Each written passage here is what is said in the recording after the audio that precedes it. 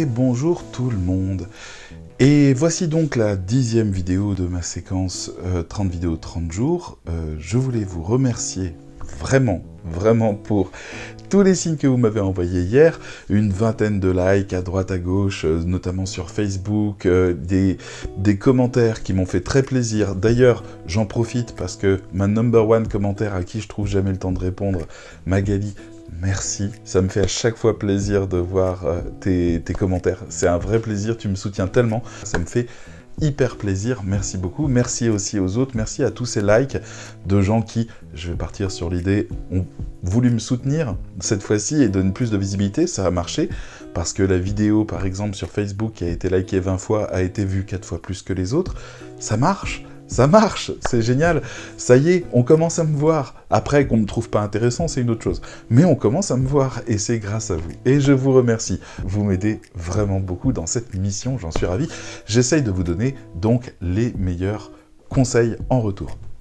Le sujet du jour, donc, c'est « Peut-on vivre uniquement de la rédaction web ?» Ah, oui, alors, j'ai vu que Fleur aujourd'hui était en train de diffuser dans le groupe au cœur de la rédaction web, qui est le groupe de la meilleure formation du monde, notamment, qui accueille 4000 personnes aujourd'hui. Elle a lancé ce sondage-là. Est-ce qu'on peut dire que le métier de rédacteur web est rentable? Et la réponse est bien sûr oui. La moyenne dans le métier de rédacteur est actuellement aux alentours de entre 1008 et 2002 de revenus nets. Oui, c'est rentable, on arrive à en vivre. Donc d'abord, quel est le niveau de vie que vous souhaitez? Alors quand je parle d'une moyenne, vous comprenez bien que ça va de ceux qui gagnent peu à ceux qui gagnent beaucoup. Il y a des rédacteurs web qui sont à 5000 € par mois, il y en a. Bien sûr, j'ai déjà vu passer des devis pour des pages, des landing pages et des pages de fond qui étaient en 800 €, 1200 € la page. Je veux dire, et on va aborder un peu tout ça dans cette vidéo pour essayer de vous faire comprendre comment on définit notre prix, comment on définit notre activité, etc. Alors, d'abord, donc, combien de temps vous consacrez à la rédaction web? C'est une question fondamentale.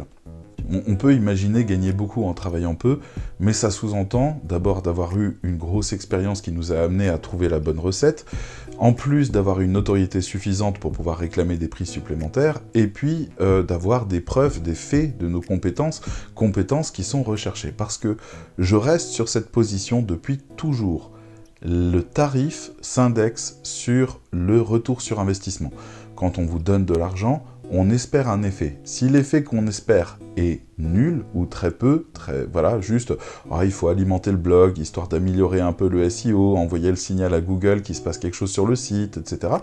Alors, on va pas vous payer cher pour ça, parce qu'en fait, on part du principe que personne va venir lire ces textes, et le client lit même pas ces textes, il veut juste des contenus qu'il n'a pas à écrire lui-même, vous le débarrassez juste d'une corvée.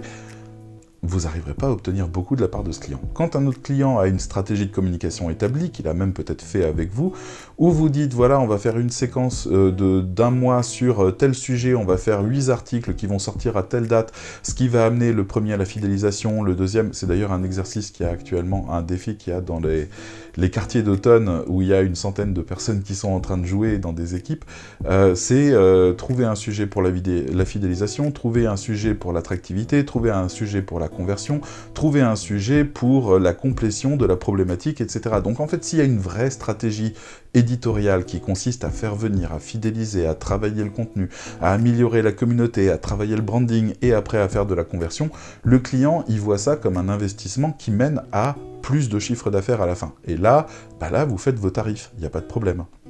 Donc la question, ça va être ça, quoi.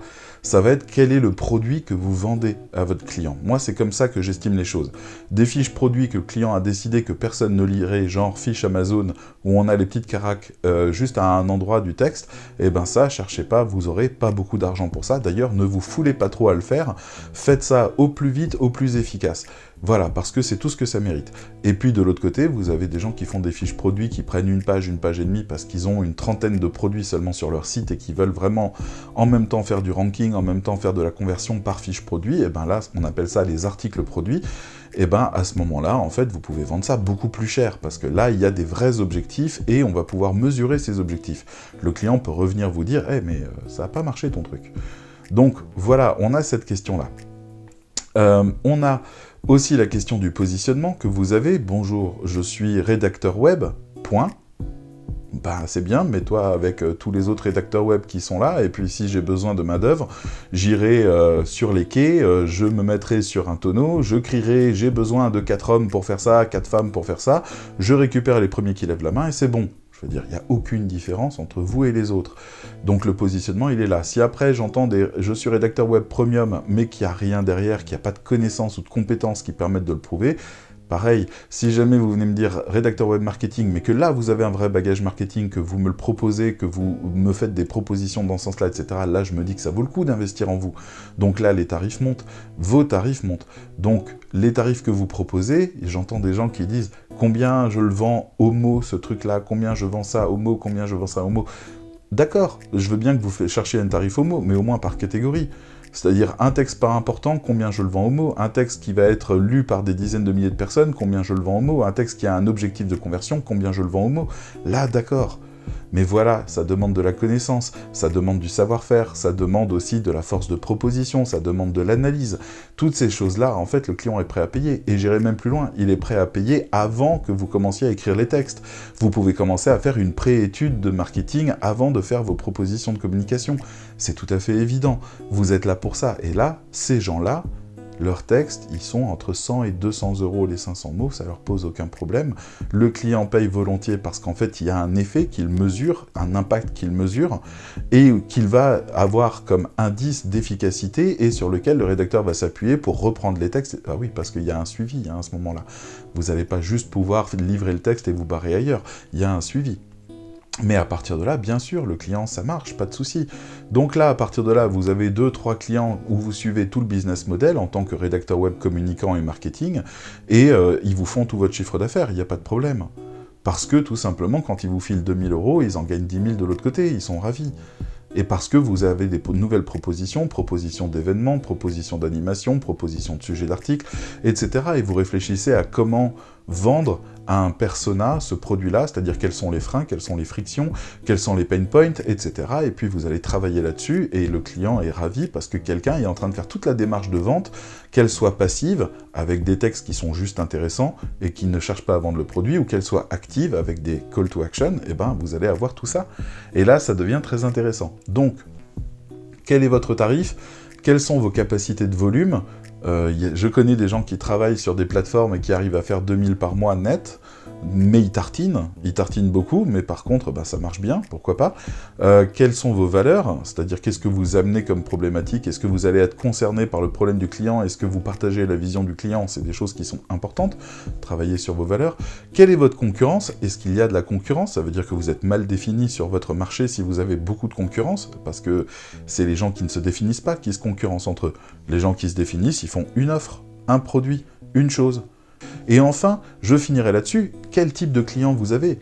Est-ce que vous avez le type de clients qui connaissent ou s'imaginent la valeur d'un texte et se font une idée de son prix, et voilà, par exemple, les référenceurs qui disent « j'ai besoin de 400 textes, il faut que je les divise, il faut que je trouve de la main-d'œuvre pour faire ça », ou les agences qui disent ben, « on a déjà vendu le texte, maintenant le tarif est imposé », très bien, ou alors des clients qui se lancent, qui ne connaissent pas vraiment, mais qui savent qu'il y a un travail de savoir-faire derrière, et qui sont prêts à entendre les tarifs que vous allez faire, et qui réfléchissent « combien je paye, combien je gagne », et qui vont penser de cette manière-là. Donc les types de clients font aussi varier les tarifs.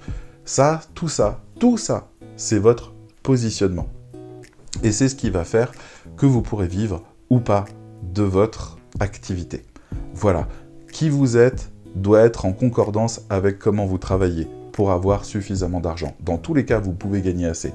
Mais vous choisissez l'endroit où vous êtes, la position où vous êtes, le marché où vous êtes, les clients que vous avez. J'en ai fini, je vous ai nouveau pris 10 minutes de votre vie. Je vous dis à bientôt. Merci encore à toutes celles et ceux qui ont liké. Merci beaucoup. Continuez si vous voulez bien encore quelques jours, le temps que le signal soit beaucoup plus fort. Après, on pourra arrêter. Mais continuez s'il vous plaît encore un petit peu. Ça m'aide beaucoup. Merci. Au revoir. Et à demain.